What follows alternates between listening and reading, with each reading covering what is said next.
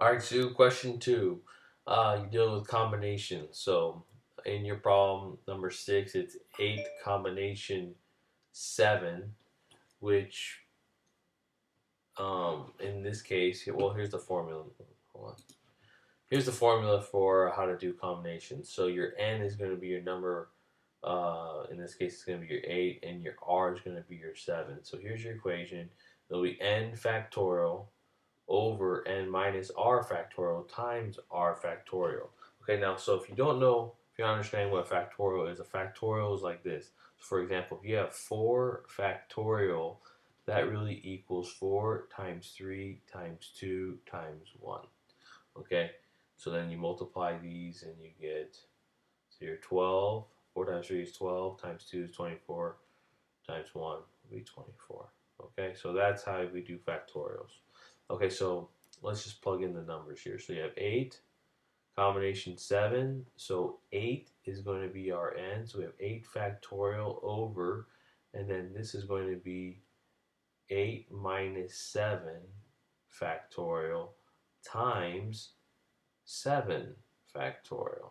Okay, so the only thing I do is I'm merely plugging in my n and r into their spots into the equation.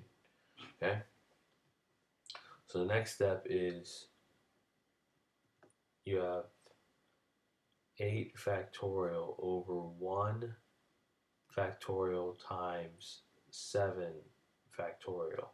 Okay, so if you were to write this out, and I will, for this time, I'll write it out so you kind of see what's going on. So remember, factorial is 8 times 7 times 6 times 5 times 4 times 3 times 2 times 1 over, okay, so I'm going to write 1 for the 1 times, and then 7 times 6 times 5 times 4 times 3 times 2 times 1. Okay? So now what you can do is you can start crossing out everything. All right, so we're left with 8 over 1, okay, which is just merely 8. All right, now once you get good at these, you'll notice that you see you have 8 factorial here over 7 factorial here. I mean, you can just cross this out right away and subtract 7 from this, and it'll just subtract the 7, all the way down, and you'll be just left with 8 over 1.